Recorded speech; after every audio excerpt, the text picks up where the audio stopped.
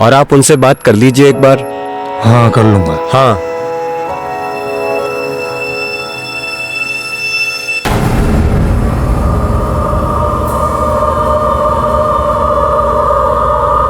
साहब साहब साहब कुछ खाने को दो ना साहब। साहब दो ना साहब। साहब बहुत भूख लगी है, भगवान आपका भला करेगा साहब। साहब साहब सुबह से कुछ खाए नहीं है साहब। साहब साहब अरे क्या कर रहा है ये? अरे साहब अरे साहब, क्या करता है ये? सुबह से मैंने कुछ खाया क्या नहीं। बोला तेरे को? चल जा इधर से। साहब दोबारा आने का नहीं, इधर बोल दिया तेरे को मैं। Hello police.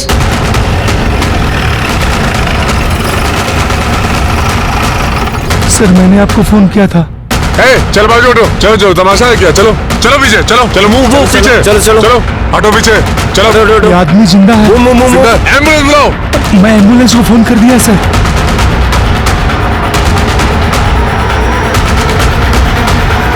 जिंदा है। अरे राहुल, योगेश और सुरेश है। आसपास देखो कुछ मिलता है क्या? हाँ इधर आ, इधर आ। ये कैसे हुआ? सर एक आदमी ने गोली मार दिया और भाग गया बाइक पर। आदमी को देखा? नहीं सर। बाइक का नंबर? नहीं सर।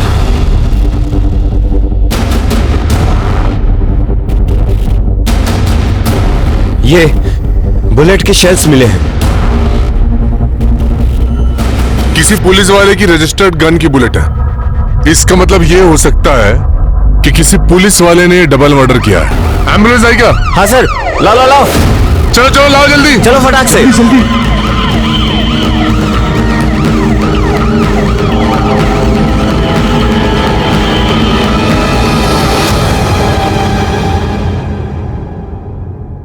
इंसान का अतीत कभी उसका पीछा नहीं छोड़ता।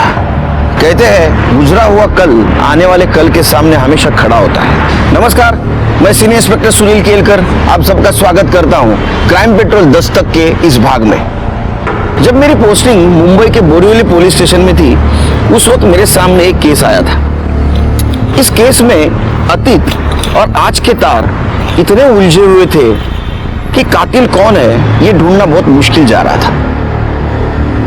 योगेश और उसके पिता सुरेश दोनों का कत्ल हुआ था और उसका कजिन राहुल उस पर भी हमला हुआ था। और खास बात यह है कि जिस रिवॉल्वर से यह हमला हुआ था वो एक पुलिस वाले की थी।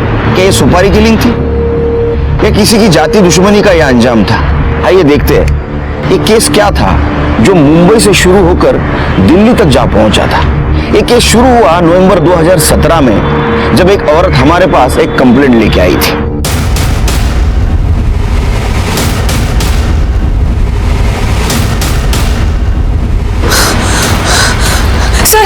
सर मुझे कंप्लेंट लिखा गया सर। सीनियर इंस्पेक्टर कहाँ है सर? आइए आप अंदर आइए।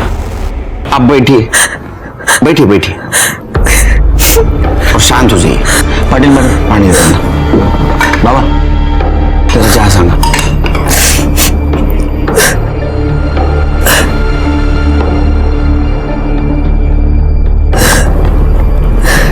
बोलिए। सर मुझे बहुत डर लग रहा है सर। उसने मुझे किडनैप करके 3 महीने अपने घर में बंद रखा। सर बहुत मुश्किल से निकली हूं मैं आज। किसने किया ये? सर मेरे पति योगेश, हमारा सेपरेशन हो चुका है। लेकिन आपके पति ये सब क्यों करेंगे? सर बहुत लंबी कहानी है। नहीं बताइए आप। सर मैं दिल्ली से हूँ। मेरी फैमिली और योगेश की फैमिली दोनों एस्ट्रोलॉजी में थे। उस वजह से थोड़ा कंपटीशन दोनों के बीच में रहता था। जितने लोग मेरे पापा दीनदयाल पांडे और छोटे चाचा ब्रिजमोहन पांडे को मानते थे, उतने ही लोग योगेश के फादर सुरेश श्रीवास्तव को भी मानते थे। हमारी फैमिलीज में प्रॉब्लम्स तब और ज्यादा बढ़ गई जब दोनों ही फैमिलीज वहां के लोकल पॉलिटिक्स और इलेक्शन में इन्वॉल्व हो गए। योगेश कॉलेज में मेरा सीनियर था, पता ही नहीं चला कब एक दूसरे से प्यार हो गया। और हमारी फैमिलीज हमारे शादी के अगेंस्ट थी।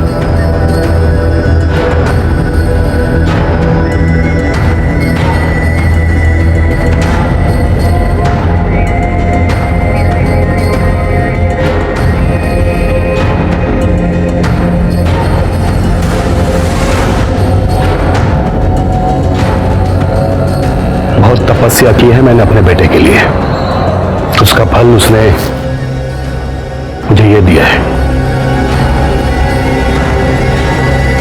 बहुत प्यारी बहू ढूंढी है इसने मेरे लिए। आपका बेटा भी कम नहीं है। मुबारक हो, मुबारक हो। सब मान गए थे और ये डील हुई थी कि अब दोनों फैमिलीज भी पॉलिटिक्स के लिए एक दूसरे को क्रॉस नहीं करेंगी। और 2 महीने बाद ही हमारी एंगेजमेंट हो गई और फिर शादी। लेकिन पापा और ससुर जी ज्यादा दिन तक अपनी बात पर टिके नहीं रह सके। शायद 6 महीने बाद फिर से पॉलिटिक्स के कारण उन दोनों के बीच में पंगे शुरू हो गए। आपने मुझे बेवकूफ समझ कर रखा है क्या?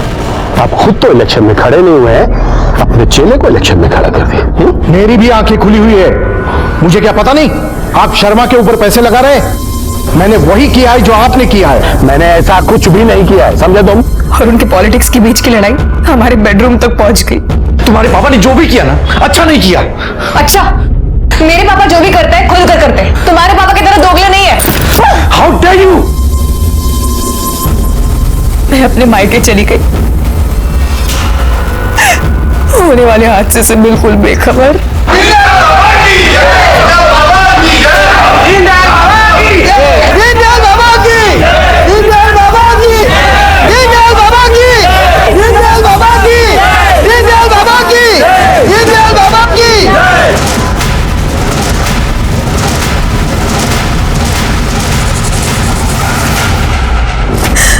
मैं जानती थी मेरे ससुर ने मेरे पापा को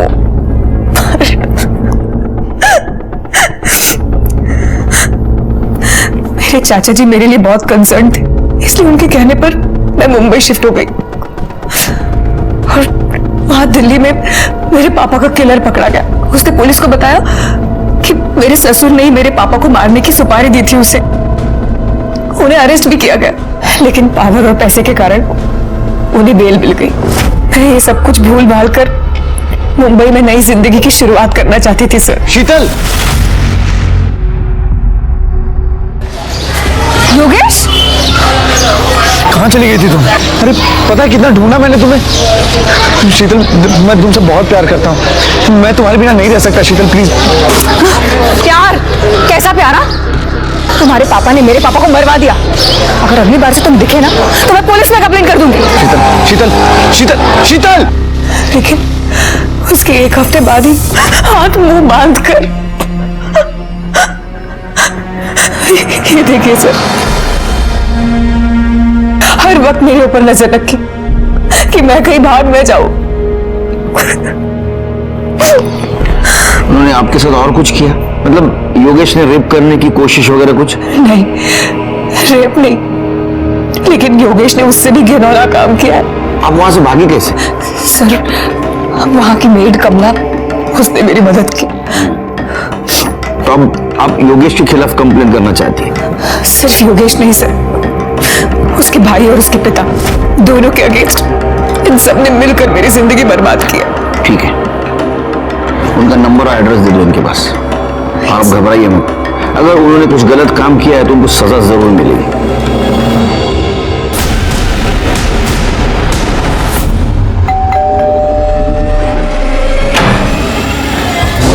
जी सर। शीतल, आपकी वाइफ, उसके बारे में पूछताछ करनी है आपसे। कुछ पता चला क्या उसका? सर पता नहीं कहाँ चली गई वो बिना किसी को कुछ बताए। We are so worried sir. कहाँ है वो? कैसी है वो? अरे हमें सवाल पूछने दो आपसे, आप ही पूछे जा रहे हो। हाँ, पहले हमारे सवाल का जवाब, उसके बाद में तुम्हारे। चलिए। क्या बकवास है सर? प्रोस्टिट्यूट? सर मैं किसी ऐसे वैसे आदमी का बेटा नहीं हूं सर। मेरे पिताजी बहुत बड़े ज्योतिषाचार्य हैं, साधना की है उन्होंने। और ऐसे महान आदमी का बेटा होके किसी प्रोस्टिट्यूट को घर में लाने की बात तो छोड़िए, उसके पास जाने के लिए भी नहीं सोच सकता। शीतल क्यों झूठ बोलेंगी? सर मुझे नहीं पता उसने ऐसा क्यों कहा। शीतल को ढूंढने के लिए मैं, पापा और मेरे कजिन मुंबई शिफ्ट हो गए और वो मिली भी। शीतल, तुम कहां चली गई थी? तुम्हें पता है कितना ढूंढा मैंने तुम्हें। शीतल, मैं तुमसे बहुत प्यार करता हूं। तुम्हारे जाने के बाद रियलाइज हुआ मुझे। शीतल, मैं तुम्हारे बिना नहीं जी सकता। मैं तुमसे बहुत प्यार करता हूं। शीतल प्लीज वापस आ जाओ। प्यार? कैसा प्यार? तुम्हारे पापा ने मेरे पापा को मरवा दिया। अगर आइंदा से तुम दिखे तो मैं पुलिस में कंप्लेंट कर दूंगी। शीतल प्लीज, मैं मेरी तरफ देखो। देखो मैं बिल्कुल बदल जाऊंगा। तुम मुझे एक चांस दो प्लीज। कम बैक, एक बार वापस आ जाओ। शीतल देखो, मैं हाथ जोड़ता हूं तुम्हारे। मैं प्लीज मान जाओ। प्लीज वापस आ जाओ प्लीज।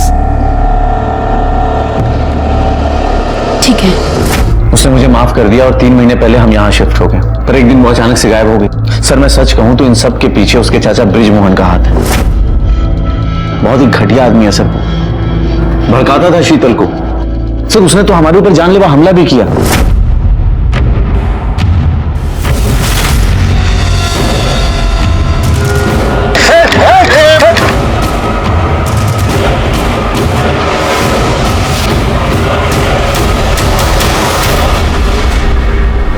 और तब से हम यहाँ मुंबई में रह रहे हैं सर, सिर्फ कोर्ट की पेशी के लिए दिल्ली जाते। तुम और शीतल दोनों भी शादी से खुश नहीं थे, तो फिर शीतल के पीछे जाने का क्या मतलब? सर शीतल इस घर के लिए लक्ष्मी थी। शीतल से शादी करने के बाद नोटों की बारिश हो रही है, लेकिन उसके जाते ही हर चीज ऐसा लगा जैसे हाथ से रेत की तरफ फिसलता चला गया। पापा ने कहा कि शीतल के दम पे तू आगे बढ़ेगा, और सर मेरे पापा की कही हुई कोई भी बात गलत नहीं होती। सर अगर आपको कभी प्रॉब्लम हो ना, आप मेरे पापा से मिलो, उनके पास हर समस्या का समाधान है। अच्छा, एक केस सुनाता हूं तुमको मैं। 20 साल का लड़का गायब हो गया था, तो ज्योतिष ने बताया कि वो पूरब की तरफ मंदिर में मिलेगा। मुझे क्लू मिला, उसको ढूंढ के लाया। कहां से पता है? पश्चिम दिशा से बार में मिला। तो लोग है ना, उनके समस्या का समाधान ढूंढने के लिए हमारे पास आते थे। हमें किधर जाने की जरूरत नहीं, समझे? कहीं ऐसा तो नहीं आपके घर की लक्ष्मी, पैसों की बारिश रुक न जाए, इसलिए आपने शीतल को कैद करके रखा? ऐसा कुछ नहीं है सर, ऐसा कुछ भी नहीं है। शीतल यहाँ अपनी मर्जी से रह रही थी। सर मैं आपको बता रहा हूँ, there is some kind of misunderstanding. आप मुझे बताइए शीतल कहाँ है, मैं उसे मना करके लाऊंगा सर वापस। प्लीज बताइए सर, कहाँ है वो? क्या लगता है सर आपको? दोनों बहुत कॉन्फिडेंट है के, ऐसा लगता है दोनों सच बोल रहे हैं। लेकिन सर पता कैसे करेंगे कि कौन सच बोल रहा है और कौन झूठ? कोई तो होगा जो हमें सच बताएगा। वहां की मेड कमला, उसने मेरी मदद की। अरे उसकी मेड कमला? साहब मैंने कुछ गलत काम नहीं किया साहब, मेरे को जाने दो। अरे हमने कहा आपने कुछ गलत किया है? हा? जो कुछ भी सच बता दो। उस घर में मैं 15 दिन से काम कर रही थी साहब। वहाँ एक रूम था साहब, वहाँ मेरे को जाने को ही नहीं देते थे। ओ योगेश सर हमेशा मना करते थे, और उस रूम से किसी की आवाज आती थी साहब, मैंने सुनी कई बार।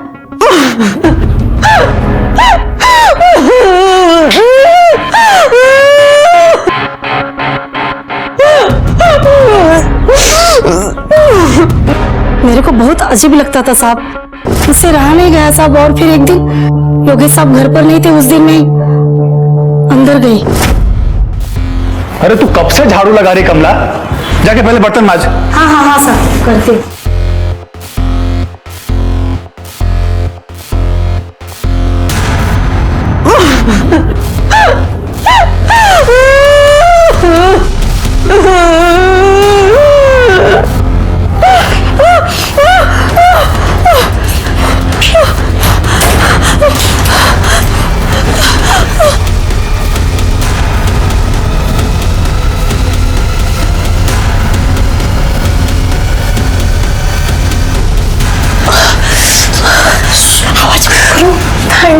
थैंक यू कमला, मैं तुम्हारा एहसान कभी नहीं भूलूंगी।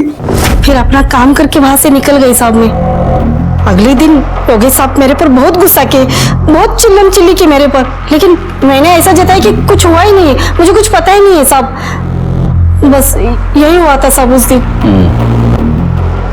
ठीक है, जा। इस कमला की मां ने तो शीतल सच बोल रही थी, योगेश क्यों झूठ बोलेगा? सर शीतल के बयान के मुताबिक उसे शक था कि उसके पिता की हत्या में उसके हस्बैंड यानी कि योगेश के फादर सुरेश का हाथ है। कहीं ऐसा तो नहीं कि शीतल कमला के साथ मिलकर योगेश और सुरेश इन दोनों को फंसाने की कोशिश कर रही हो? मुझे भी ये डाउट आ रहा है कि शीतल अपने पिता के मौत का बदला ले रही है। एक काम करो, इस कमला की नब्ज चेक करो, सबके हार्ट रेट पता चल जाएंगे। सर हमारा शक सही निकला। शीतल ने योगेश के घर से निकलने के 3 दिन बाद कमला के अकाउंट में तकरीबन 50,000 रुपए जमा किए थे। अच्छा? हाँ सर, और एक और इम्पोर्टेंट बात, खबरी ने बताया कि कमला ने किसी तरह का लोन ले रखा था। वो लोन की रकम उसने इन्हीं पैसों से चुकाई है। बुलाओ शीतल और कमला को। अब देखते हैं नई क्या कहानी सुनाते हैं। ठीक है सर। अरे मेरी चाय। अरे ये ठंडी हो गई सर, दूसरी भेजता हूं। अरे शिरकेस, इसको कोई और पगार दे रहा है शायद। तो हमें झूठी कहानी सुनाने के लिए शीतल जी ने तुमको 50,000 रुपए दिए थे और इसलिए तुमने योगेश पे शक डाला। साहब, मैंने शीतल मैडम से पैसे लिए उस साहूकार को देने के लिए। मी खोटं नाही बोलत आहे साहेब। नहीं, तुम्ही खोटं बोललाच नाही, तुम्हाला खोटं बोलवलं गेलं, करेक्ट? सर आप गलत समझ रहे हैं। सर वहां से निकलने के लिए कमला ने मेरी मदद की थी। एटलीस्ट मैं इसके लिए इतना तो कर सकती थी ना। मैंने चाचा जी से पैसे लिए और इसे दे दिया, और इसमें छुपाने जैसा कुछ भी नहीं था। मैंने इसे बैंक से ट्रांसफर किए थे। लेकिन आपके पति का तो कुछ और कहना है। उनका कहना ऐसा है कि आप आपके मर्जी से वहां रह रही थी उनके साथ, और वो भी यही चाहते थे कि तुम्हारी मैरिड लाइफ पहले जैसी हो, स्मूथ। उसके तो खून में ही झूठ और मक्कारी है। सच तो ये है सर कि उसने मुझे किडनैप किया, मुझे तकलीफ दी, मुझे टॉर्चर किया। साहब, मैं बिल्कुल सच बोल रही हूँ साहब। मेरे को इस लफड़े में नहीं पड़ने का है। मेरे को जाने दो ना साहब।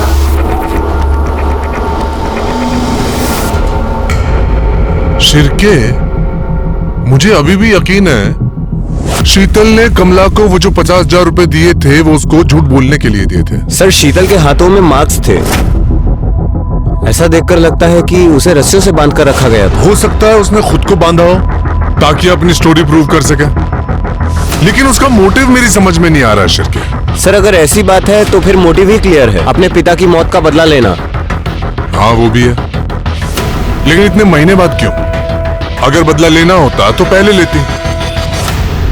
सर, ये जो औरत है ना शीतल, मला उठे ना लामी को तेतरी पहले तो मैंने जुना रिकॉर्ड चेक किया, तो उसमें ऐसा पता चला कि शीतल के बारे में किसी ने दिशा उपाध्याय के नाम से मिसिंग कंप्लेंट की थी। किसने? मंदार कुलकर्णी ने। ये देखिए।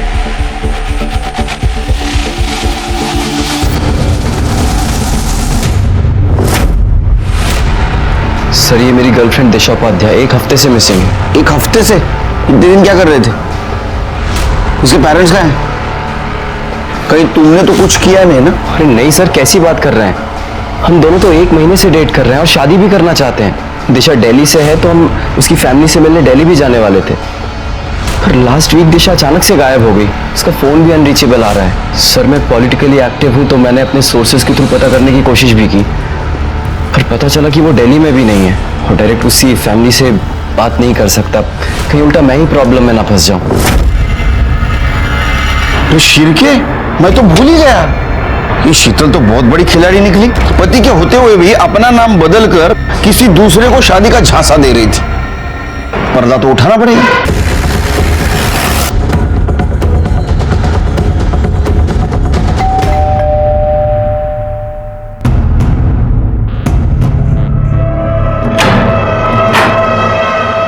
नमस्कार, दिशा उपाध्याय? नहीं, शीतल श्रीवास्तव। अच्छा, मैं किससे बात कर सकता हूं, दिशा से या शीतल से? मैं अंदर आ सकता हूं? Thank you. आओ शिरके। दिशा कौन है? सांप।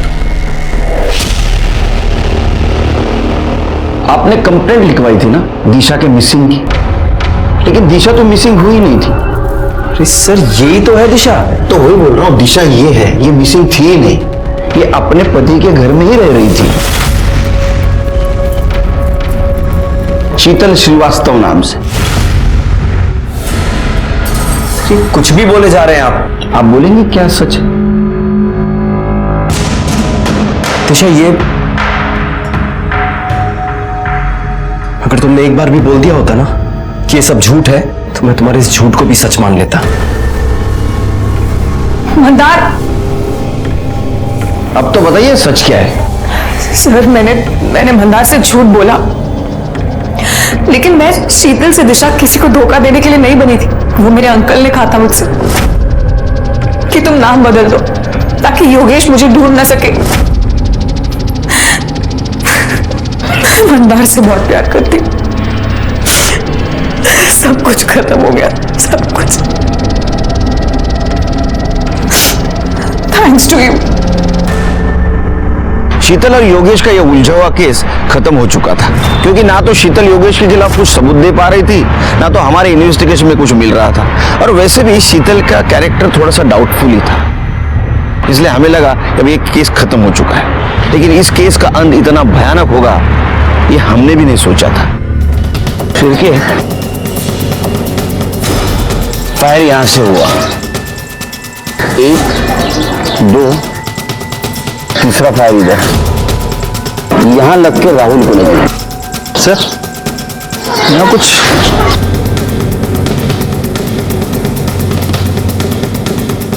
कांच तो गंदा सा लग रहा है सर। पूरे गाड़ी चकाचक एकदम क्लीन, सिर्फ ये विंडो गंदा क्यों? एसी भी चल रहा था। ऐसा लगता है सिर के शायद किसी ने जानबूझ के कांच गंदी की है, ताकि पीछे बैठा हुआ आदमी ग्लास नीचे करे और उस मौके का फायदा उठाकर किलर ने गोली मार दी। पॉसिबिलिटी है सर। सबसे सेफ सीट पर राहुल था, ड्राइविंग सीट, उसको गोली सीट के बैक साइड से लगी। क्योंकि आसपास का सीसीटीवी फुटेज चेक करो और पूछताछ करो किसी ने किलर और बाइक का नंबर देखा क्या। ठीक है सर। बाबा अरे क्या चाय पिलाई थी तूने सवेरे? गुड़ वाली चाय? नहीं नहीं नहीं, हेल्थ बाद में, टेस्ट भी कुछ चीज है या नहीं? नहीं चाहिए मुझे, कल से तू गुड़ वाली चाय, मैं शक्कर वाली चाय। शिर क्या है, बाद में फोन करता हूँ। हाँ बोलो शिर। सर वो क्राइम सीन पे जिस गन की बुलेट्स मिली थी सर, वो गन किसी मिलिंद बोरकर के नाम रजिस्टर्ड है। Borkar Mira road police station में पीएसआई पोस्टेड है और सर कुछ दिन पहले उसने अपने गन की मिसिंग कंप्लेंट करवाई है। पीएसआई? एक पुलिस वाले का इस किलिंग से क्या लेन देन हो सकता है? फिर भी एक काम करो, इस पीएसआई बोरकर के डिटेल्स निकालो वहां के पुलिस स्टेशन से, खास करके नॉन यूनिफॉर्म स्टाफ से, मतलब ये स्वीपर एडमिन उनसे। ठीक है सर। वैसे ये योगेश और सुरेश, इन दोनों की पीएम रिपोर्ट भी आ गई है सर। सर रिपोर्ट के मुताबिक सुरेश श्रीवास्तव के सर पे गोली मारी गई थी और योगेश के नेक और अपर बैक पे गोली मारी गई है। एक गोली उसकी पीठ को भेदते हुए छाती से निकली है और सर इन दोनों की ऑन द स्पॉट मौत हो गई थी। राहुल इसलिए बच गया क्योंकि उसे जो गोली मारी गई वो पहले कार की सीट को लगी और उसके बाद राहुल को लगी। उसका खून तो बहुत बहा है, लेकिन डॉक्टर का कहना है कि वो जल्दी रिकवर कर रहा है। सीसीटीवी फुटेज मिली? सर सीसीटीवी फुटेज तो नहीं मिला। एक्चुअली वो इलाका काफी भीड़ भाड़ वाला है और प्रॉब्लम यह है कि वहां का जो सीसीटीवी कैमरा है वो खराब है। लेकिन छिड़के, किसी भी हालत में हमें यह जानना बहुत जरूरी है कि योगेश और सुरेश का मर्डर किसने किया था, किसके पास उनको मारने का स्ट्रॉन्ग मोटिव था, या सच में पुलिस वाले को किसी ने सुपारी दी थी, या असल में पुलिस वाले की गन चोरी हो गई थी। सर मुझे ये मामला पारिवारिक रंजिश का लग रहा है। शीतल के चाचा ब्रिजमोहन पांडे के भाई का मर्डर हुआ है। हो सकता है कि उसने अपने भाई के मर्डर का बदला लिया। लव ट्रायंगल भी तो हो सकता है। ये मंदार कुलकर्णी भी तो मार सकता है योगेश को। याद है उस दिन जब उसको पता चला कि शीतल शादीशुदा है, कितने गुस्से से गया था, और योगेश को मारना भी चाहता होगा ना वो, या तो शीतल ने मारा होगा दोनों को, क्योंकि शीतल मुंबई में आकर नई जिंदगी जीना चाहती थी और योगेश और उसके फैमिली की वजह से सब बर्बाद हुआ था। शिरके, मुझे इन सब के सीडीआर और फोन लोकेशन चाहिए, तब तक हम राहुल से बात करते हैं। सर हम लोग ट्रैफिक में फंसे हुए थे, तभी वहां पर एक भिखारी आया और वो विंडो की कांच को नॉक करने लगा। चाचा जी बार बार इरिटेट हो रहे थे, उन्होंने कई बार इशारा किया उसको वहां से जाने का, लेकिन वो मान ही नहीं रहा था। उसने विंडो की कांच पर कुछ गंदा कर दिया था। तभी चाचा जी ने कांच को नीचे किया और इतने में वहां पर एक बाइक वाला आया और उसने ताऊ जी और योगेश भाई को गोली मारी। मैंने सर पकड़ कर नीचे कर लिया अपने आप को, उसने मुझे भी गोली मारी। तुमने उसका चेहरा देखा था? नहीं सर, मैं सर पकड़ करके नीचे बैठ गया था। उसने हेलमेट पहन रखा था और ऊपर से काला रंग का ग्लास था। मैं कुछ भी ठीक से नहीं देख पाया सर। शिरके, किलर तो मारने के मोटिव से आया था, फिर ये राहुल कैसे बच गया? मुझे इसकी सीडीआर रिपोर्ट चाहिए। ठीक है सर। कह नहीं सकते कब किसके पास कौन सा मोटिव हो मारने के लिए। छिड़के, मुझे लगता है भिखारी किलर से मिला हुआ था। भिखारी ने सुरेश को इरिटेट किया, सुरेश ने ग्लास नीचे की, किलर ने शूट कर दिया। लेकिन सर शूट करना होता तो कांच पे भी शूट कर सकता था, मतलब कांच पे फायर करता, कांच टूट जाता और उसके बाद वो फायर कर देता। हो सकता है किलर उतना कॉन्फिडेंट ना हो। मतलब आपका कहना है कि वो सुपारी किलर नहीं था? हो सकता है। Sir, Syria report. क्या खुलासा हो रहा है? सर, रिपोर्ट के हिसाब से शीतल 2 महीने पहले अपने चाचा ब्रिजमोहन पांडे के घर शिफ्ट हो गई है दिल्ली में। और मंदार के कॉल रिकॉर्ड के हिसाब से मंदार ने 3:33 पे शीतल को कॉल किया था। मतलब जब योगेश और सुरेश पे हमला हुआ उसके 5 मिनट बाद। शिरके, मंदार ने जब कॉल किया था उस वक्त उसकी फोन लोकेशन क्या थी, पता करो। ठीक है सर। सर मेरा रोड पुलिस स्टेशन से आपको मिलने एक लड़का आया है। कौन है? कोई अखिल यादव है। भेज दो। सर मेरा नाम अखिल यादव है सर। सर मैं मीरा रोड पुलिस थाने में क्लर्क हूँ सर। सर देखो, मेरे को किसी लफड़े में नहीं पड़ना है सर, लेकिन आप लोगों के आदमी वहाँ पे पूछताछ कर रहे थे तो मेरे को लगा मैं आपको बता दूं। अब बिल्कुल टेंशन मतलब बिंदास बोलो। सर वो अपने PSI बोरकर सर है ना सर, उनकी गन चोरी हुई थी। वो तो हमें भी पता है, लेकिन सर वो गन दोबारा मिली, बट दूसरे PSI के डोर में। सर मैं क्या बोल रहा हूँ सर, वो आदमी ठीक नहीं है सर। अभी वो इधर उधर से पैसा वैसा भी लेते हैं और एक आध बार सस्पेंड भी हुआ सर। मुझे लगा सर मैं आपको बता दूं, लेकिन सर अगर उनको पता चला तो मेरे को बहुत प्रॉब्लम हो जाएगी सर। नहीं, अब डरो मत, बिंदास रहो। थैंक यू सर, चलता हूँ सर। Thank you. पता चला शिरके, मैं क्यों कह रहा था नॉन यूनिफॉर्म स्टाफ से पूछताछ करो। ये यूनिफॉर्म वाला स्टाफ है ना, एक दूसरे को सपोर्ट करता है।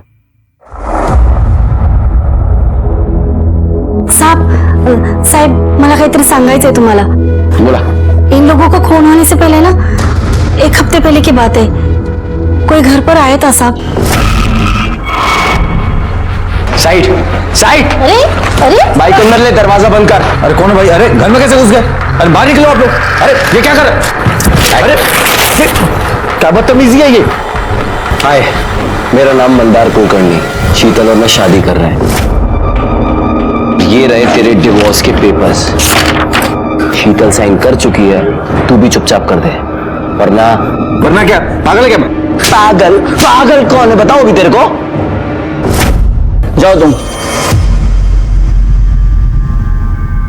शिरके, मिल गया मोटिव। शीतल से शादी की बात करने वाला इंसान मंदारी हो सकता है। अब तो मैं श्योर हूं ये शीतल का दिल्ली जाना सुरेश और योगेश के मर्डर प्लान का एक पार्ट था, ताकि वो दिल्ली चले जाए और उसके ऊपर कुछ भी ना आए। मंदार शीतल से शादी करना चाहता था, उसने योगेश को उससे डिवोर्स लेने के लिए कहा। शायद योगेश नहीं माना, इसलिए शीतल और मंदार ने मिलकर सुरेश, योगेश और राहुल पर अटैक करवाया। उसको अपने बाप के मौत का बदला भी तो लेना था। शिरके, बहुत चालाक है ये औरत। उसने इस काम में मंदार का यूज किया। सर, मंदार की कॉल लोकेशन आ गई। शिरके, इसके अकॉर्डिंग मंदार भी उसी टाइमलाइन पर ट्रैवल कर रहा था जिस पर ये तीनों योगेश, सुरेश और राहुल ट्रैवल कर रहे थे। मतलब पहले वो घर से निकला, योगेश के घर तक गया और बाद में उसने इन तीनों का पीछा किया। उठा के लाओ उसको। सर मैंने पता किया, वो मिसिंग है। मिसिंग है? खोद के ढूंढ के लाओ, रिजल्ट चाहिए मेरे को। जाओ। सर। तब तक हम शीतल और ब्रिजमोहन को मिलते हैं दिल्ली जाके। बैठिए इंस्पेक्टर साहब। बैठिए। बताइए कैसे तशरीफ लाना हुआ? वैसे आपको आपकी जानकारी के लिए बता दूं, इस मामले में यहाँ की लोकल पुलिस कई बार हमसे पूछताछ कर चुकी है और हर बार मैंने यही कहा है कि हमारा इस सबसे कोई लेना देना नहीं है। क्यों खुराना? ऐसे लंबा सफर करके आए हैं आप लोग, थक गए होंगे। क्या लेंगे, ठंडा या गर्म? कुछ सवालों के जवाब। क्या आपने पहले कोशिश की थी सुरेश और योगेश को मारने की? थी। क्या है इंस्पेक्टर साहब कि साधु आदमी हूं, लेकिन हूं तो इंसान ही ना। अब मेरे भाई का मर्डर होगा तो खून तो खौलेगा। मेरा भी खौला था। सुपारी दी थी मैंने मारने की, मगर मेरे भगवान ने मुझे ये पाप करने से बचा लिया। वो शूटर, उसकी बंदूक ऐन मौके पर जाम हो गई थी। आपकी इस बात पे यकीन क्यों करें हम? मत कीजिए, आप सबूत ढूंढिए इंस्पेक्टर साहब मेरे खिलाफ और उठाकर जेल में बंद कर दीजिए। ये इन लोगों को दिल्ली वाले पुलिस पर यकीन नहीं है क्या, जो यहाँ पूछताछ करने चले आ गए? यकीन तो करना सिखाया नहीं हमें। चलो आपसे ही सवाल पूछता हूं, आपने योगेश और सुरेश को मारने की कोशिश की? क्योंकि आपके पास तो मोटिव था। हाँ, मोटिव था, पर मेरा भी जवाब वही है। आपके पास सबूत है क्या? देखिए, लॉ मैंने भी पढ़ी है। आपके पास मेरे और चाचा जी के खिलाफ एक भी सबूत नहीं है। सबूत नहीं भी है और है भी। चलो एक बात बताइए, मर्डर होने के 5 मिनट बाद मंदार ने आपको क्यों कॉल किया था? वो भी उसी जगह से जहां मर्डर हुआ था। मंदार ने मर्डर किया या किसी शूटर से करवाया या शूटर आपने भेजा? देखिए, मैंने ऐसा कुछ नहीं किया और ना ही मंदार ने। हाँ, उसने मुझे फोन किया था, लेकिन उस वक्त वो वहां था ये मुझे नहीं पता है। देखिए इंस्पेक्टर साहब, बात को समझने की कोशिश कीजिए। इस सबसे ना तो मेरा ना इसका कोई लेना देना नहीं। वो तो हम पता कर लेंगे। अब इतना सब कुछ पता किया है, अब दिल्ली छोड़ के नहीं जा सकते बाहर। चलो शिरकी। खुराना। Yes sir. इस शीतल पे नजर रखना, बहुत चालाक औरत है। ठीक है सर, वो राहुल की कॉल डिटेल्स आ गई है सर। डिटेल्स के हिसाब से राहुल दिल्ली में किसी सक्षम के टच में था और सर मर्डर के आधे घंटे पहले इन दोनों ने आपस में बात भी की थी। इंटरेस्टिंग। अच्छा हुआ शिरके, हम लोगों ने राहुल को क्लीन चिट नहीं दी थी। मुझे तो पहले से उसके ऊपर डाउट था। खुराना। Yes sir. सक्षम से मिलते। हाँ सर, राहुल और मैं बचपन से दोस्त हैं। हम लोग स्कूल में भी साथ थे। बड़ा अच्छा लड़का है सर वो। तो तुम्हारा कहना है कि वो अपने ताऊ और भाई को नहीं मार सकता? जी सर, मतलब नहीं मार सकता सर वो। देखो, उसके बारे में जो एक कैरेक्टर सर्टिफिकेट दे रहे हो ना, तुम्हें प्रॉब्लम में ला सकता है। इसलिए जो कुछ भी हो सच सच बता दो। सर एक्चुअली सुरेश अंकल और राहुल के फादर प्रेम अंकल ने मिलकर एस्ट्रोलॉजी में बिजनेस शुरू किया था। 50-50% की पार्टनरशिप थी, पर सर अंकल की डेथ के बाद सुरेश अंकल और योगेश भाई राहुल को नौकरों की तरह ट्रीट करने लग गए थे। मिस्टर अभिषेक वाली फाइल कैसे भी करके। राहुल जी, बाहर जाके कार निकालो। हाथ से कार तुम चलाओगे? जी हाँ। क्या कह रहा था मैं? राहुल! राहुल! जी भैया। हाँ भैया के बच्चे, क्या ये कोई काम कर रही है तू? खड़े खड़े पढ़ ले, क्या जा देख क्या रहा है? सर राहुल बहुत परेशान रहने लगा था और 1 महीने पहले जब वो दिल्ली आया था तो तेरे ताऊजी और भाई ऐसे ट्रीट करता है तुझे, तो कुछ कहता क्यों नहीं है? अरे क्या बोलूं यार, मेरे परिवार वाले हैं वो दोनों। और वैसे भी जो इंसान गलत करता है ना, उसको उसका बदला इसी जन्म में मिलता है। सर राहुल बहुत अच्छा लड़का है सर। तो हम पता कर लेंगे वो कैसा है। मैं आखिर क्या बोलता सर, जैसे भी थे वही मेरी फैमिली थे। तुम्हें गुस्सा नहीं आता कभी? सर आता था, लेकिन मैं क्या कर लेता। नहीं, अक्सर आदमी गुस्से में गलत कदम उठा देता है। ऐसा भी तो हो सकता है तुमने किसी अपने दोस्त को या सुपारी किलर को बोला हो तुम्हें गोली मारने के लिए, ताकि किसी को तुम पे शक ना आए। नहीं सर, मेरा एक ही दोस्त है सक्षम, और वो ऐसा कभी नहीं करेगा। और वैसे भी योगेश भैया और ताऊ जी के अलावा इस दुनिया में मेरा था ही कौन? सच में कोई नहीं है? एक बुआ थी, लेकिन पता नहीं कहां है। मेरे पैदा होने से पहले ही वो पता नहीं किसी दूसरे जाति के आदमी के साथ भाग गई थी। Sad story. लेकिन इस केस में तुम हमारे सस्पेक्ट हो, इसलिए जब तक इस केस की इन्वेस्टिगेशन चल रही है तुम शहर छोड़ के नहीं जा सकते। Take care.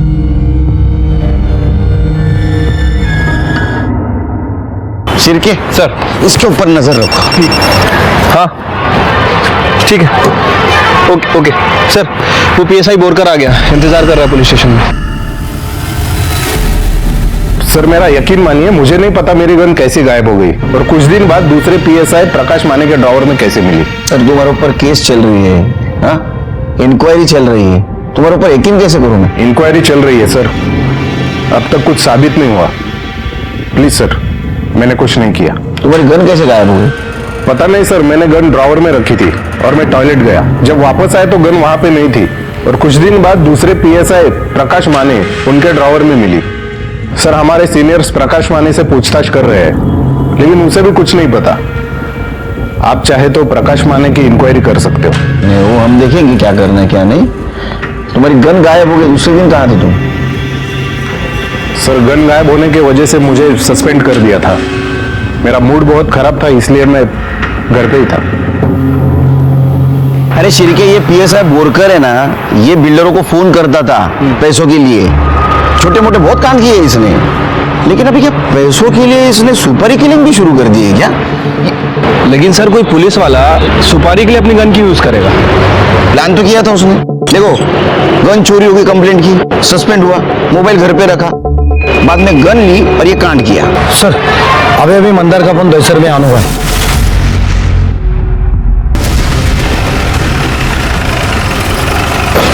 सर मैंने इंक्वायरी की है, मंदार यहाँ पिछले 10 दिनों से रह रहा है। कौन सा फ्लोर? 3rd फ्लोर से।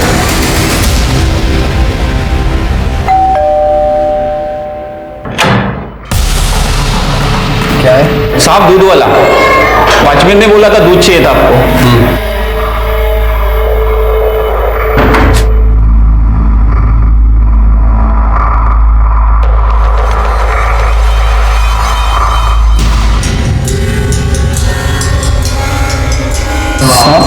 हम भी चाय पियेंगे। तेरे को पता है 4 चम्मच शक्कर वाली चाय दिमाग की बत्ती जलाए। वो साहब मैं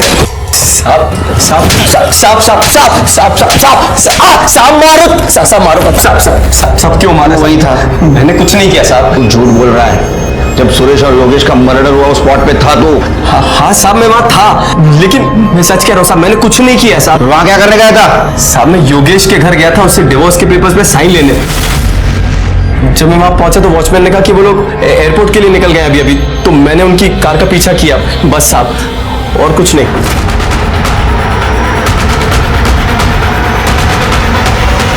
तो मैं अपनी कार से उतरकर उनकी कार की तरफ गया।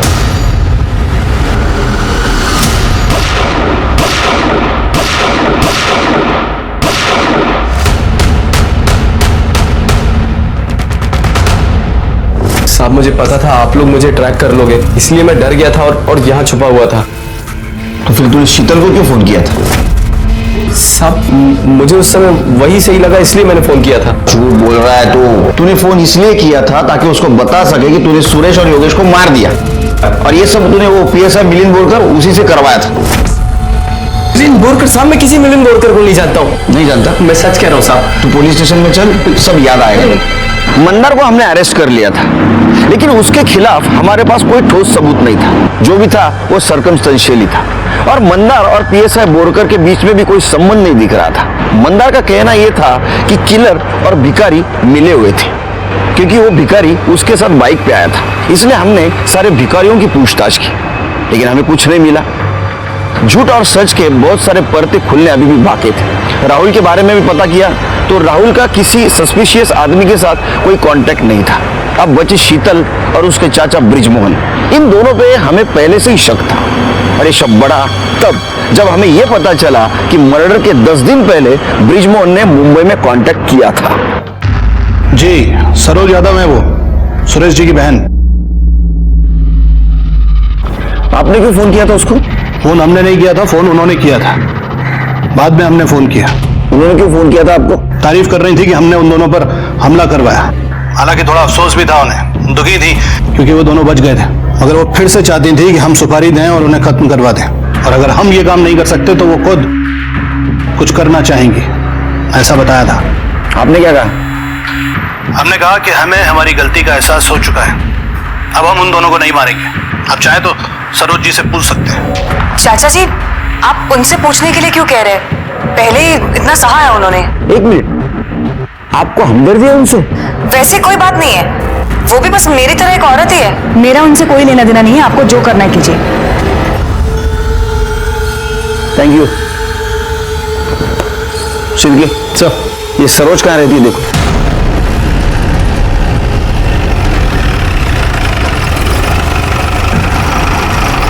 हाँ, मैं सुरेश को मरवाना चाहती थी। 25 साल पहले उन्होंने आपकी शादी को मना किया था, लेकिन उसका गुस्सा अभी भी आपके मन में है।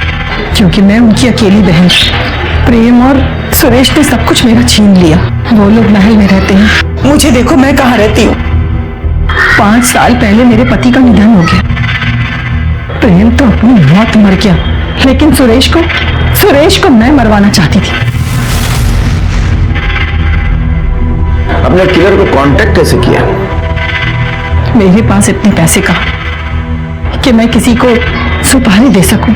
फिर मैंने अपना मन बदल लिया, क्योंकि मेरे पास तो जहर खाने के भी पैसे नहीं। आपकी अगर ये हालत है तो आपको गुजारा कैसे होता है? मेरे पति की सरकारी नौकरी थी। मेरे पति के मरने के बाद वो नौकरी मेरे बेटे को मिल गई। बस उसी से हमारा गुजारा होता है। लेकिन सच कहूं साहब, जिस किसी ने भी उसको मारा है ना, इस माँ के दिल से उसके लिए दुआएं निकलती है।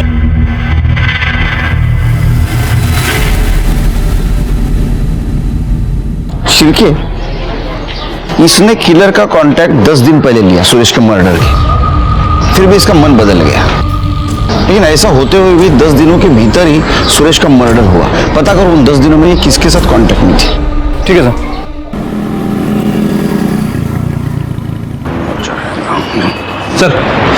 सर उसके कॉल डिटेल्स।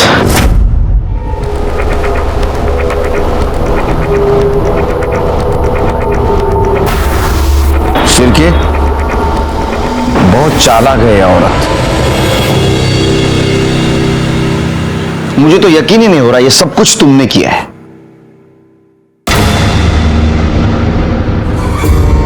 हमें तो पता ही नहीं था तुम सरोज के बेटे हो। तुम्हारे बाबा मरने के बाद तुम्हें सरकारी नौकरी मिली थी। तुमने क्या किया? तुमने अपनी मां सरोज यादव का बदला लेने के लिए गन चुराई और सुरेश और योगेश को मार दिया। बराबर है ना? जी, यही हुआ था, लेकिन वो इसी के लायक थे। लेकिन मैंने अपनी मां की इच्छा पूरी की। जब मुझे पता चला कि पीएसआई बोरकर पे ऑलरेडी बहुत सारे चार्जेस थे, तो मैंने उसकी गन चुरा ली ताकि सारा शक उस पर जाए। मैंने सुरेश मामा और योगेश के ऊपर शुरू से नजर रखी थी। उनके घर से निकलने तक मैं उनके पीछे था। भिखारी को 500 रुपए देके रखे थे ताकि उन्हें परेशान कर सके। मुझे मालूम था कि उस एरिया में बहुत ट्रैफिक रहता है, उनकी गाड़ी वहां पे रुकेगी।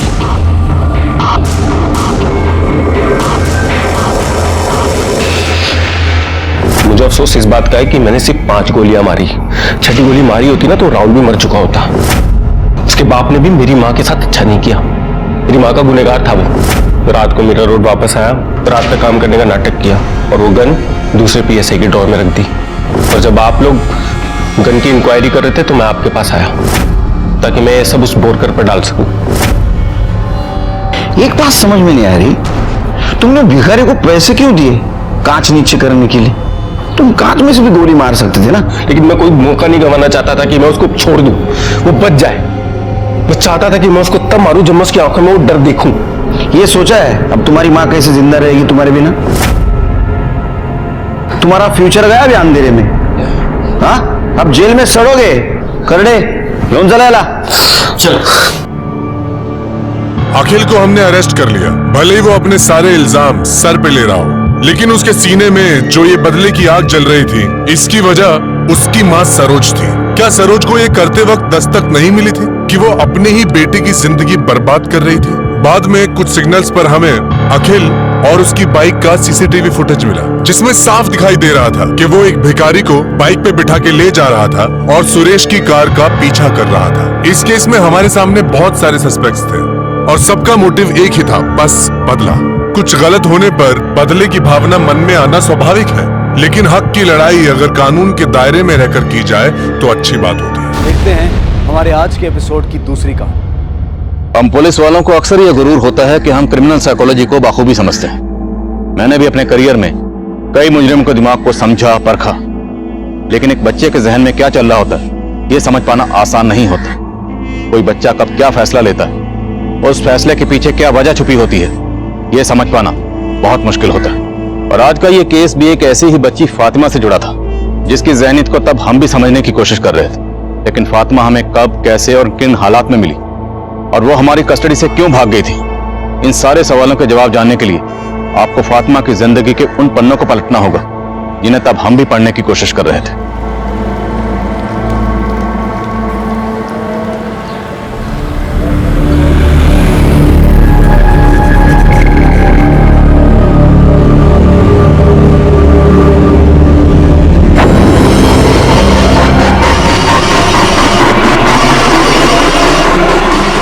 फातिमा, यहाँ क्या कर रहे हो बेटा? अच्छा, तुम ये बना रही थी? वापस से तुमने स्कूल से ताली मारी? तुम्हारी फूफी को मालूम पड़ेगा ना तो फिर बहुत नाराज होंगे। अच्छा डरो मत, ये लो, तुम्हारी फूफी को हम समझा देंगे, तुम्हें कुछ नहीं कहेंगे। अब चलो घर चलो।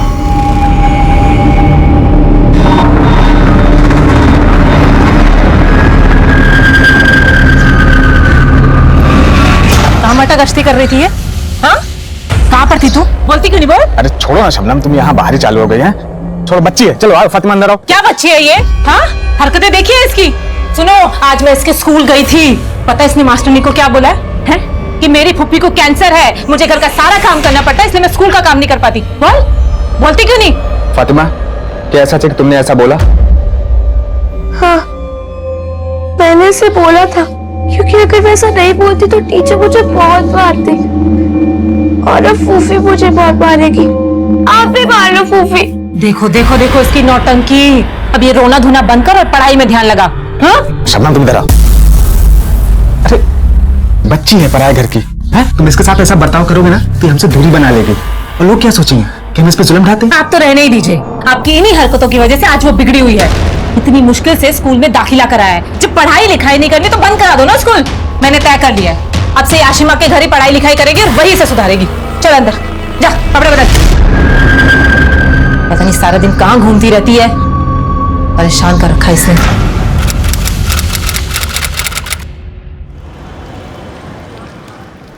अरे ये मेरा बच्चा क्या कर रहा है? घड़ी देखिए, 2 बजे का टाइम है और रोज तू 2:30 बजे के बाद आती है। आज तो तेरी फूफी को बता ही देती हूँ। नहीं प्लीज, फूफी को मत बताइए, मैं कल से टाइम पे आऊंगी। 2 से लेके 20 तक पहाड़ा लिख के दिखा, और इस बार एक भी पहाड़ा गलत हुआ ना तो फिर देख लेना। चल बैठ, बैठ नीचे।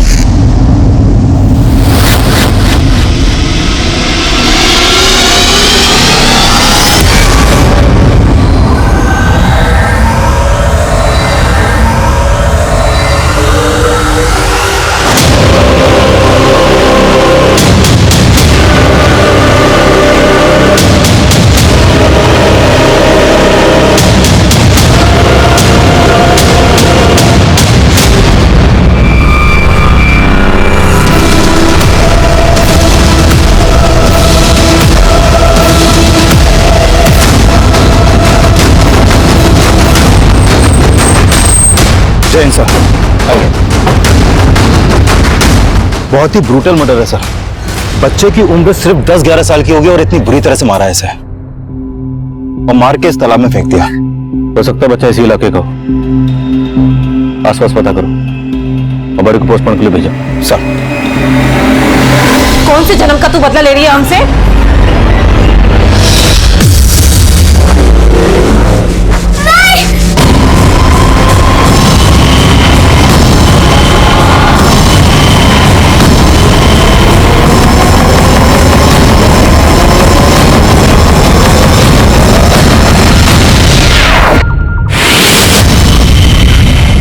मर गई वो, आज मिलेगी ना तो जान से मार दूंगी मैं उसे।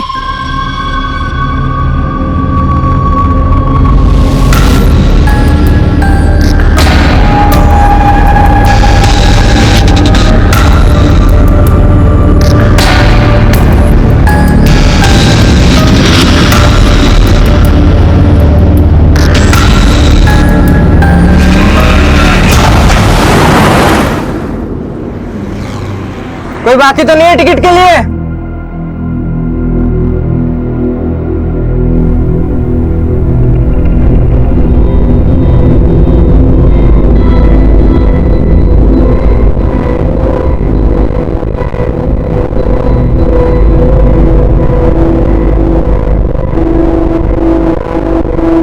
फातिमा के साथ ऐसे कैसे कर सकती हो?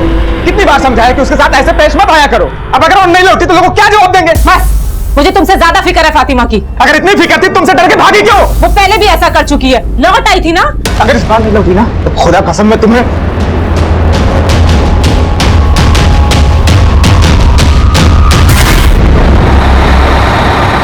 चलो चलो उतरो, आखिरी स्टॉप आइए, चलिए उतरिए।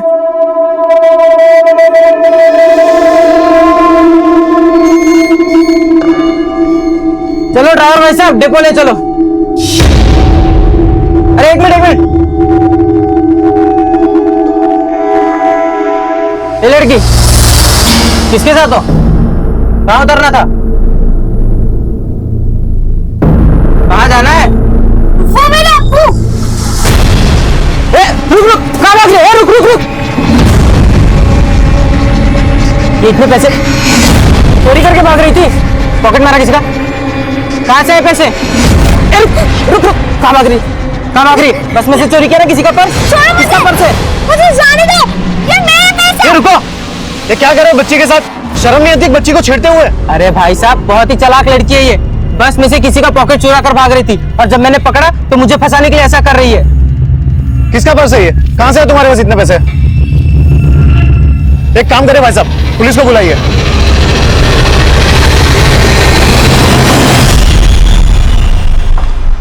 Coming sir. कमिंग। सभी लोगों से पता किया लेकिन किसी ने भी उस बच्चे को आइडेंटिफाई नहीं किया और हमने सभी पुलिस थानों में भी चेक किया सर, लेकिन किसी भी थाने में ऐसे कोई भी मिसिंग कंप्लेंट दर्ज नहीं हुई है जो उस बच्चे की उम्र और हुलिये से मैच करती हो सकता बच्चा यतीम हो या फिर उसकी फैमिली से ही उसके मर्डर में शामिल हो, इसलिए मिसिंग कंप्लेंट फाइल नहीं की गई। हो सकता है कमिंग सर। सर नोएडा के एक बस स्टॉप पर 9-10 साल की एक बच्ची को पकड़ा गया है। सर कंडक्टर का कहना है कि वो बच्ची बस में पॉकेट मार रही थी, लेकिन जब उस कंडक्टर ने उसे पकड़ा तो बच्ची उस पर छेड़छाड़ का आरोप लगाने लगी। शर्मा सर चलो।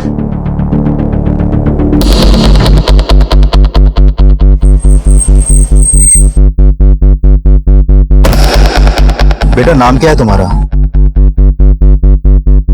देखो डरो मत, जो भी है सच सच बताओ। क्या ये अंकल ठीक बोल रहे हैं? सर मैं झूठ क्यों बोलूंगा? इस लड़की के हाथ में जो पर्स है आप उसे देखिए, कितना पैसा है उसके अंदर। लो बेटा पर्स देखो। नहीं कविता छोड़ो।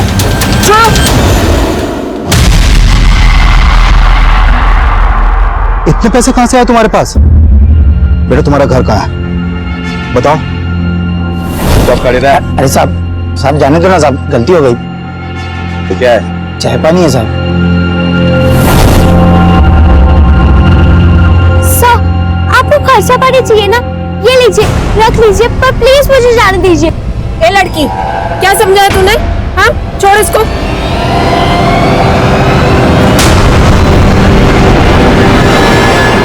सर ये देखिए क्या निकला इस पर्स में। ये क्या है?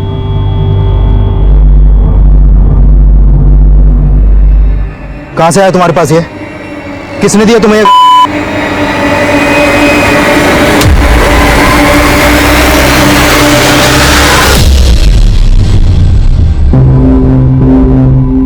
बेटा तुम्हें मालूम है तुम्हारे पर्स में क्या था? देखो हम अब भी पूछ रहे हैं, सच सच बता दो, क्या वो पर्स तुम्हारा है? नहीं वो पर्स मेरा नहीं है। तो वो पर्स आपने चुराया था? नहीं मैं चोर नहीं हूँ। तो वो पर्स आपके पास कैसे आया? सर बहुत चालाक लड़की है। जब इसके पर्स में से पैसे निकले तो कहती मेरा है, और जब गांजा निकला तो मना करने लगी। मुझे छोड़ दीजिए, मुझे मेरे घर जाना है। अच्छा ठीक है, आपको आपके घर लेके जाएंगे, लेकिन कैसे लेके जाएं? पहले ये तो बताओ आपका घर है कहाँ पे? याद नहीं? लेकिन आपको आपका नाम तो याद होगा ना? क्या नाम आपका? और वो बैग आपके पास कहाँ से है? देखो बेटा, जब तक तुम कुछ बोलोगी नहीं ये तुम्हें यहाँ से जाने नहीं देंगे। अब बताओ तुम्हारा नाम क्या है? फातिमा। फातिमा, तुम्हारा घर कहाँ है? झारखंड। झारखंड? तो झारखंड से नोएडा कैसे? रेलगाड़ी से। किसके साथ? आपके घर पे और कौन कौन है?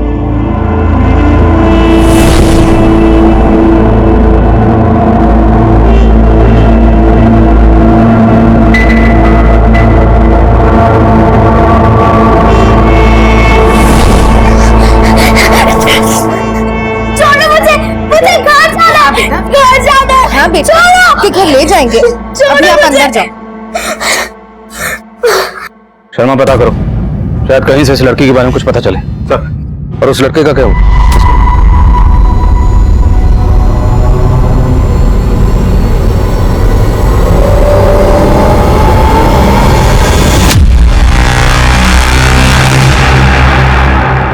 अस्सलाम मुश्ताक भाई। वालेकुम अस्सलाम। और जावेद भाई, सब गनीमत? क्या बताओ भाई, कुछ भी गनीमत नहीं है। लड़की ने नाक में दम कर रखा है मेरा बैग चुरा के भाग। बैग में 10,000 रुपए के साथ साथ 25,000 का माल भी था और अभी पुलिस के हाथ लग गई है। मेरे को शक है कि इस लड़की के चक्कर में पुलिस हम तक ना पहुंच जाए। टेंशन मत ले जावेद, मैं निकालता हूँ इसको बाहर। ये देख, इस लड़की के पास ड्रग्स मिला है। अपने एरिया में जितने भी लोग ड्रग्स का धंधा करते हैं ना, सबकी इंफॉर्मेशन निकाल और पता कर इस लड़की के पास ये ड्रग्स आया कहां से।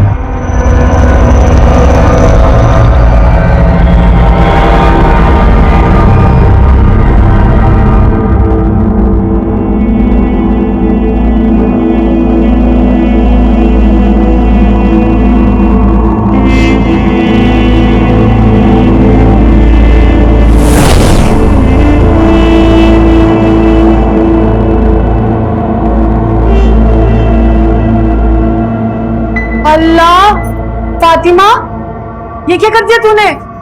पूरी दीवार खराब कर दी। अम्मी, दीवार खराब का किया? देखो कितनी खूबसूरत पेंटिंग बनाई है।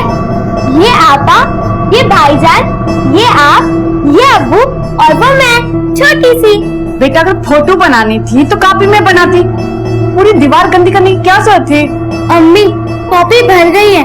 मैंने अब्बू से कहा था कि वो कॉपी ले आए। हाँ, तो तेरे लिए लाए हैं ना नई कॉपी। ये देख, मेरी नई कॉपी। मेरा प्यारा बच्चा। आपा, भाईजान, देखिए अब्बू मेरे लिए नई कॉपी लाया।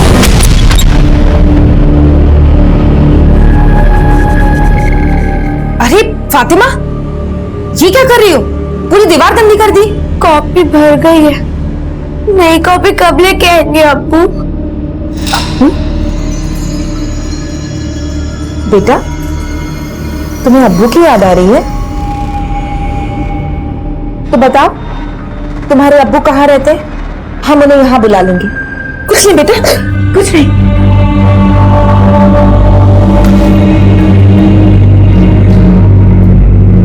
सर, जिस बच्चे की लाश तालाब में मिली थी उसकी पोस्टमार्टम रिपोर्ट आ गई है।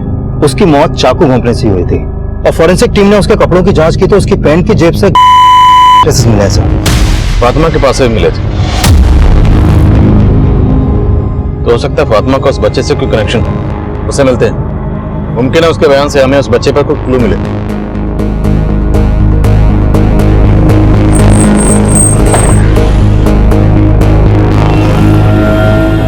सर, उस लड़की ने ज्यादा कुछ नहीं बताया, लेकिन मुझे लगता है कि उसकी इस बात में सच्चाई है कि वो झारखंड की रहने वाली है। ऐसा लगता है उसके अब्बू मर चुके हैं। उनका जिक्र होते ही वो उदास हो गई थी और तब से उसने कुछ खाया भी नहीं। मुझे नहीं खाना, मुझे जाने दो। क्या हो रहा है ये? मुझे जाना है यहाँ से। घर जाना ना आपको? बैठो। हम तो आपसे यही पूछ रहे हैं कि आपको कहाँ जाना है। जब तक आप बताओगे नहीं, हम आपको आपके घर कैसे लेके जाएंगे? बोलो। ठीक है, लेकिन हमने आपके घर का पता लगा लिया कि आप कहाँ रहती हैं।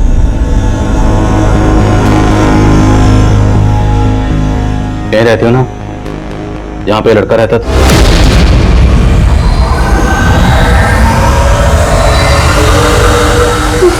नहीं, मुझे जाना है। एक मिनट, बोलो कहाँ जाना?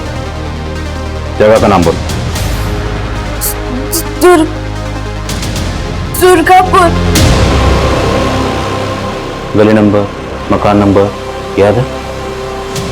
नहीं, वो तो नहीं मालूम, पर मेरे घर की दीवार सफेद रंग की है।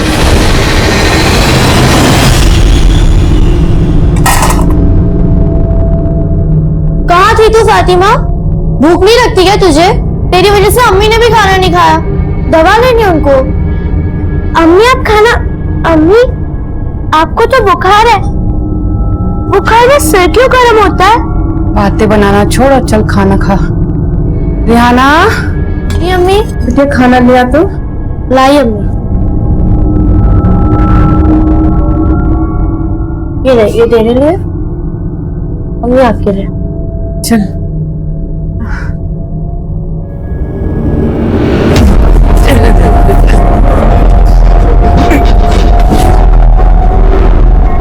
अब्बू, अपने आप को संभाल नहीं सकते तो इतना क्यों पीते हो? आपकी अम्मी को क्या हो? अच्छा बैठो, बैठ जाओ।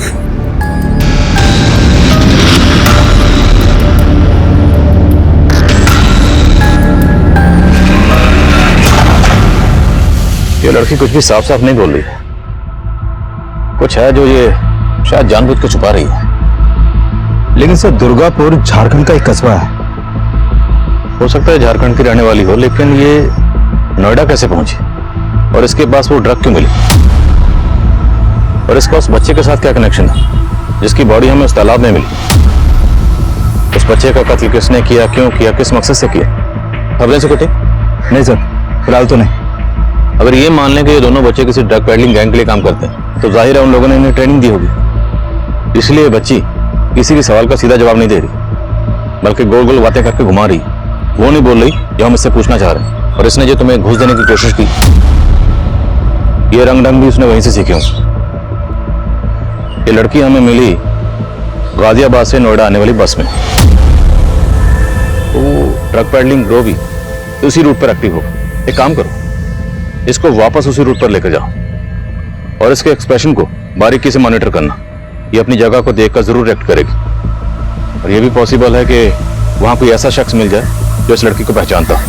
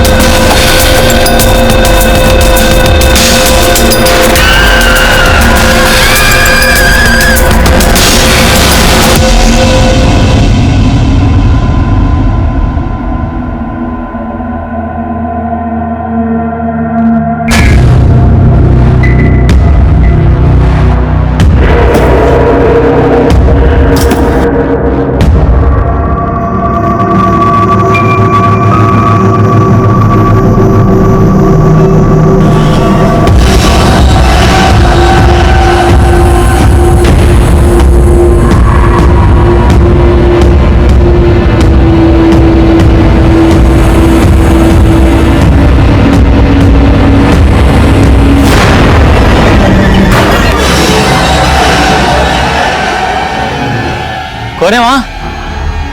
कौन है? कौन है? छोड़ चल चल छोड़।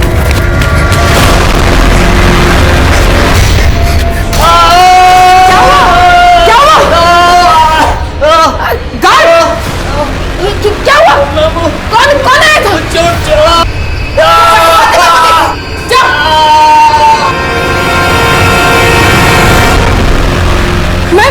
मैम फातिमा अपने रूम में नहीं है। गायब है। नहीं है मतलब?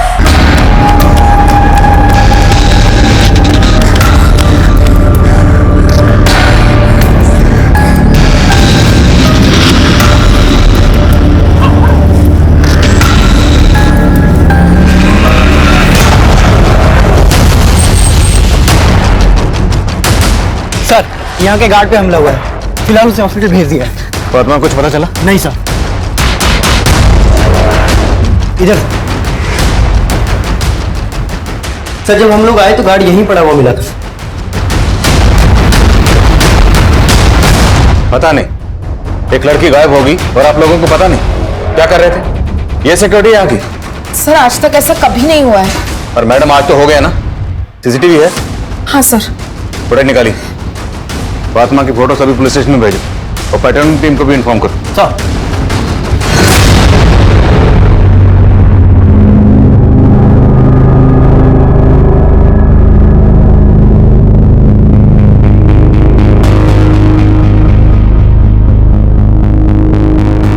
सर दो आदमी यहाँ पर आए थे, लेकिन क्या ये फातिमा को यहाँ से भगाने आए थे या फिर इन सब का फायदा उठाकर फातिमा खुद भाग गई? ये दोनों जो भी थे इस जीवन शांति में चोरी के इरादे से तो आए नहीं होंगे, तो उनका मकसद क्या था?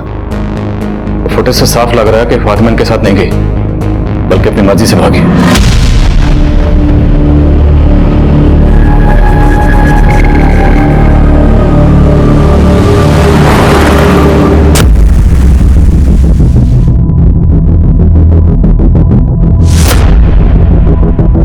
शर्मा, इस बच्ची का जल्द से जल्द मिलना जरूरी है। पता करोगे नोएडा में कहाँ हो सकती है? उसने कहा था कि वो झारखंड के दुर्गापुर की रहने वाली है। वहां की लोकल पुलिस को उसकी एक फोटो भेज।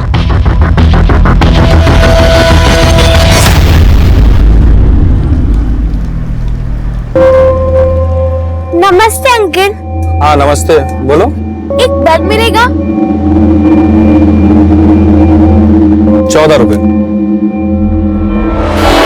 रुक रुक रुक, चोरने कैसे रे? रुक रुक रुक।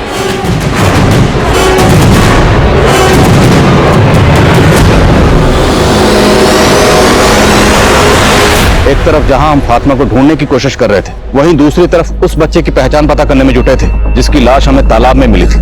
और काफी कोशिश के बावजूद भी हम उसकी पहचान पता नहीं कर पाए थे। और उस बच्चे का फातिमा के साथ कोई ना कोई कनेक्शन जरूर था। फातिमा की तलाश में हमने उसकी तस्वीर झारखंड दुर्गापुर पुलिस से शेयर की, तो पता चला कि दुर्गापुर पुलिस काफी पहले से ही फातिमा के वालिद अख्तर के मर्डर केस की तहकीकात कर रही थी। और साथ ही दुर्गापुर पुलिस से फातिमा के उस घर के बारे में पता चला जहाँ फातिमा के माँ बाप जरीना और अख्तर के इंतकाल के बाद उसके दोनों भाई बहन उसकी बड़ी फूफी और फूफा के साथ रह रहे थे।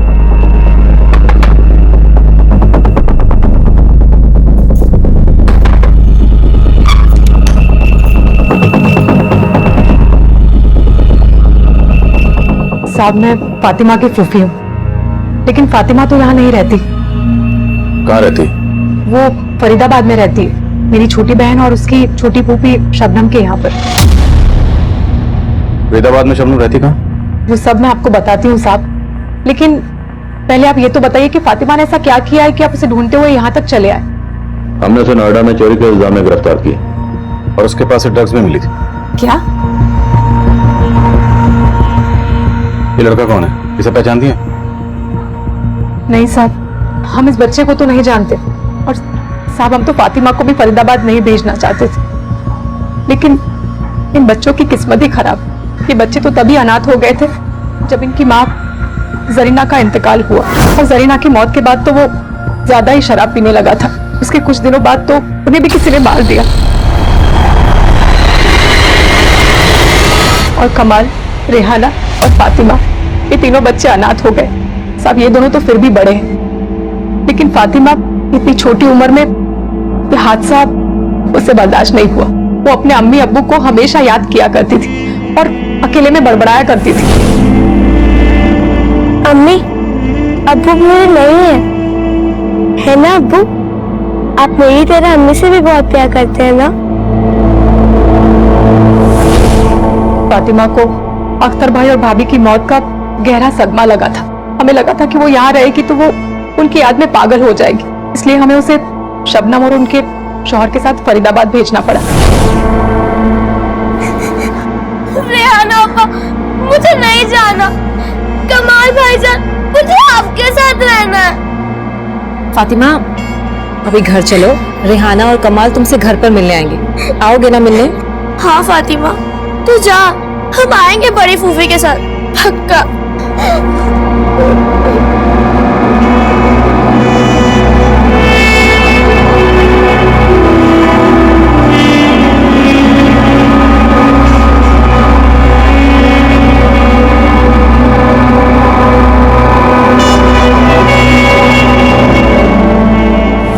इनसे शबनम का नंबर और एड्रेस लो।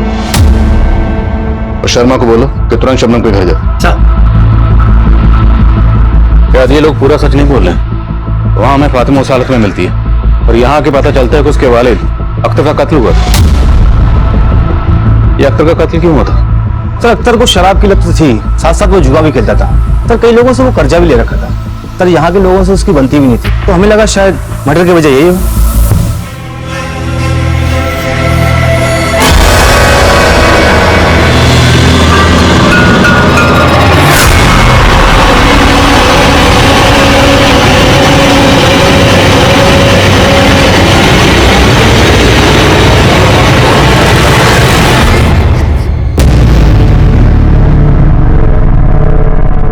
तुम लोगों ने कुछ भी छुपाया ना तो तुम दोनों ही जेल में हो गए।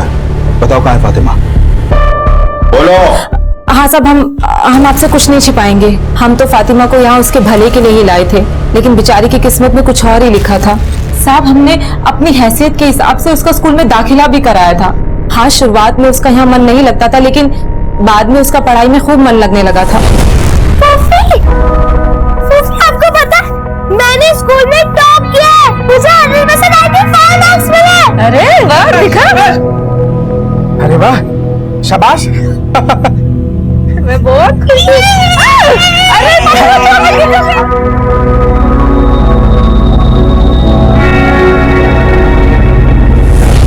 लेकिन ये खुशी सिर्फ चंद दिनों की ही थी। फिर पता नहीं क्या हुआ, उसका धीरे धीरे पढ़ाई से भी मन हटने लगा। हम उसे स्कूल भेजते थे तो स्कूल से भी भाग जाती थी। आए दिन उसकी मास्टरनी उसकी शिकायत करती थी। मैं जब उसे समझाती थी तो वो घर से भी भाग जाती थी और रास्तों में भटकती रहती थी। फिर हमें मजबूरन उसका स्कूल बंद करवाना पड़ा और फिर उसके बाद वो आशिमा के घर चली गई पढ़ने के लिए। आशिमा? कौन आशिमा? आशिमा मेरी सहेली है, वो यहीं पास में ही रहती है। आशिमा उसे पढ़ाती थी और फातिमा बदले में आशिमा के बच्चे का ख्याल रखती थी। लेकिन कुछ दिनों के बाद फातिमा का मन वहां से भी उब गया था, वो वहां से भी भाग गई।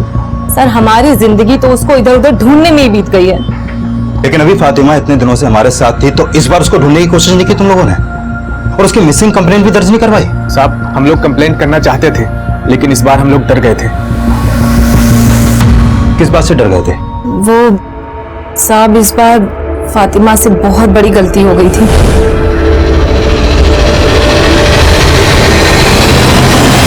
साहब फिर आशिमा ने बताया कि फातिमा उसके बच्चे को खूनम खून करके भाग गई है।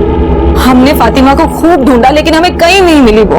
मतलब फातिमा ने आशिमा के बच्चे को मार दिया? नहीं साहब, बच्चा मरा तो नहीं, लेकिन उसको बहुत गंभीर चोटें आई थी और उसकी हालत बहुत नाजुक है। और फातिमा ने सिर्फ बच्चे को गिराया ही नहीं, बल्कि उनके घर से 10,000 रुपए भी चोरी करके भाग गई थी।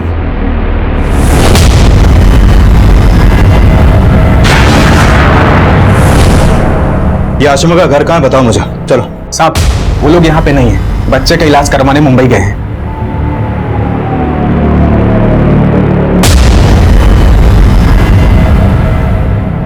नहीं साहब।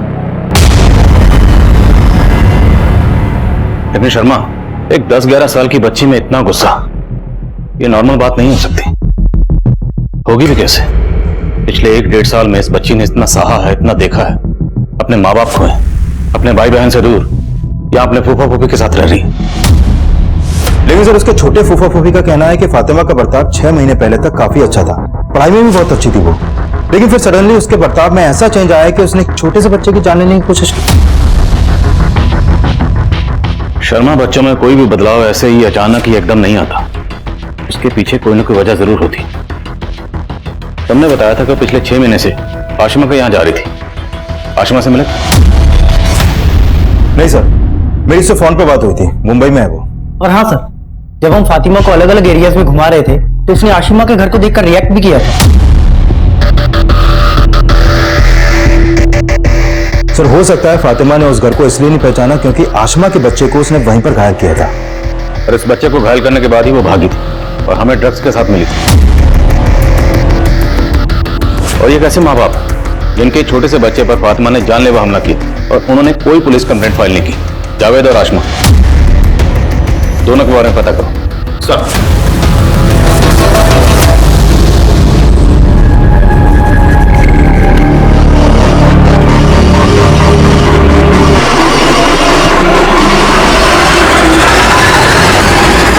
क्या फातिमा, घर नहीं चलना है क्या?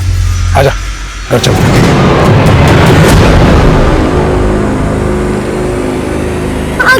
2 गुंडे मुझे परेशान कर रहे थे, मुझे बचा लो प्लीज। कहाँ है गुंडे? दिखाओ, कहाँ है गुंडे? अंकल मैं सच कह रही हूँ, वो भी यहीं पे थे। बस फातिमा, बहुत कहानी बना ली, बहुत घुमा लिया हमें, चलो अब।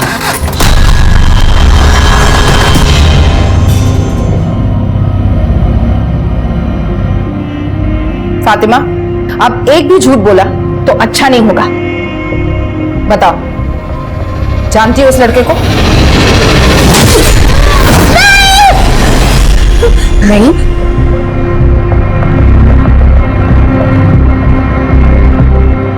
नहीं नाम था इसका?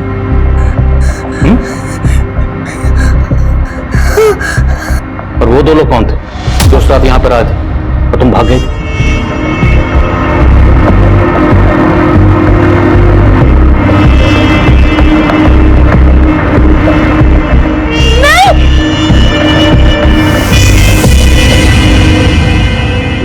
सर मुझे लगता है बच्ची एक साथ कई ट्रॉमा से गुजर रही है। उसने जो कुछ भी देखा है उसकी वजह से ही उसके व्यवहार में परिवर्तन आया है। एंड आई फील बच्चों में ऐसे मेंटल ट्रॉमा की वजह फिजिकल एब्यूज भी हो सकता है। इसका कंप्लीट मेडिकल चेकअप करना पड़ेगा सर। ओके, आप चेकअप कीजिए एंड प्लीज अपडेट। आइए सर। बोलो राणा। जावेद और आसमा की कुंडली निकालिए। आसमा तो क्लीन है, लेकिन ये जावेद जो है किसी मुश्ताक नाम के आदमी के साथ मिलकर ड्रग्स का धंधा करता है। जावेद और मुश्ताक अंडरग्राउंड होने की फिराक में थे, लेकिन हमारी टीम ने जल्दी उनके ठिकाने का पता लगा लिया।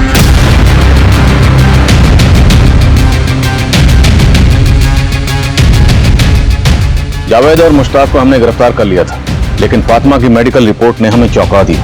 एक 10 साल की बच्ची के साथ लंबे अरसे से रेप किया जा रहा था। फातिमा के साथ हुई इस हैवानियत के लिए तब हमें सिर्फ जावेद और मुश्ताक ही गुनहगार लग रहे थे।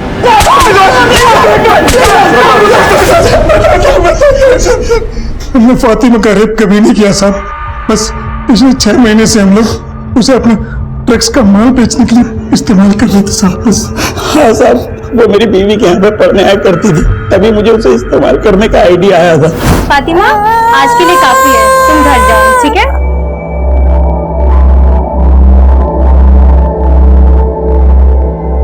फातिमा, एक काम करेगी, खूब सारे पैसे मिलेंगे। पैसे? हाँ, बहुत सारे। साहब, बच्चों पर कोई शक नहीं करता है और वो पकड़े भी नहीं जाते, और अगर पकड़े भी गए तो उन्हें छुड़ाना बहुत आसान होता था साहब। चुपचाप खड़े रहे। अरे साहब जाने दो ना साहब, गलती हो गई। कैसी गलती हो गई? बच्ची है साहब। ये क्या है? चाय पानी है साहब।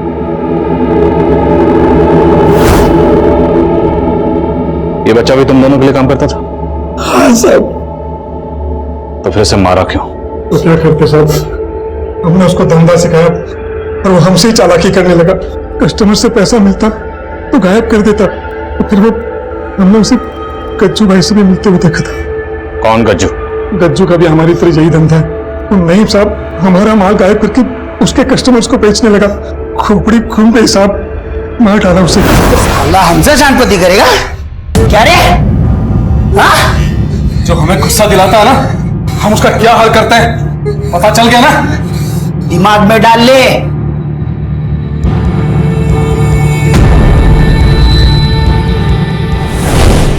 साहब, हमको लगा नहीं कि मौत के बाद फातिमा काबू में आ जाएगी, लेकिन अगले दिन जब वो मेरे घर पे फिर से पढ़ने के लिए गई तो साहब उसने मेरे ही बच्चे को जान से मारने की कोशिश की। साहब, हम लोग सिर्फ फातिमा को पकड़ के खत्म करना चाहते थे, इसलिए उस दिन जब हम लोग जीवन शांति संस्था गए थे तो साहब वहां पे देखकर फिर से भाग गए।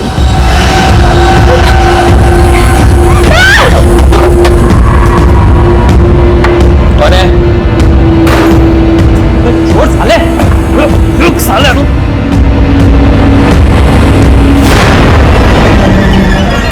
हम सच कह रहे हैं साहब, हम सिर्फ फातिमा को पकड़ के खत्म करना चाहते थे, हमने उसका रेप कभी नहीं किया साहब। साहब माफ कर दो साहब, साहब हमको फातिमा, कुछ तो बोलो बेटा, कौन था वो जिसने तुम्हारे साथ ये सब किया? डरो मत बेटा, हमें खुल के बताओ। देखो, अगर तुम हमें नहीं बताओगी तो वो कभी पकड़ा नहीं जाएगा, और फिर तुम्हारी तरह वो किसी और के साथ भी ये सब कर सकता है। तुम नहीं चाहती ना कि किसी और के साथ ये सब हो? तो बताओ बेटा, बोलो कौन था वो? डरो नहीं, तुम्हें कोई कुछ नहीं कहेगा। हम हैं, बोलो। डरो नहीं, तुम्हें कोई कुछ नहीं कहेगा। फूफा। तुम्हारे फूफा?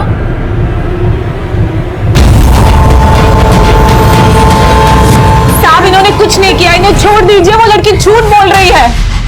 अपने शौहर को बचाने के लिए उस बच्ची को झूठा बोल रही है? साहब, आप उस लड़की को जानते नहीं हो, वो एक नंबर की झूठी है। बच्चे की तरह समझा उसको हमने, लेकिन हमेशा वो एक बात से हमसे चिढ़ती थी। उसके बाप का और हमारा 36 का आंकड़ा था, और हमेशा अक्सर झगड़ा होता था हम दोनों का। जब यहाँ थी तो बोलती थी कि हमारे पापा बहुत अच्छे हैं, और मैंने उनको क्यों पीटा। तब तो उसे ये भी कहना चाहिए कि उसके अब्बू अख्तर का कत्ल तो नहीं किया। साहब, अख्तर का मर्डर किसी और ने नहीं, बल्कि उसके बेटे फातिमा भाई कमाल ने किया। साहब, अख्तर अपनी बीवी को पीटा करता था, और उसी वजह से वो अल्लाह को प्यारी हो गई, और कमाल ने इसीलिए ऐसा किया। और वो बच्ची साहब, वो बचपने में कुछ भी बोल रही है, हमने कुछ नहीं किया। आप उसी से पूछिए, कोई और ही होगा।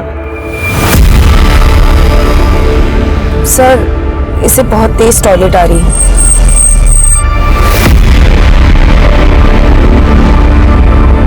सर, क्या हुआ? फातिमा फिर से भाग गई।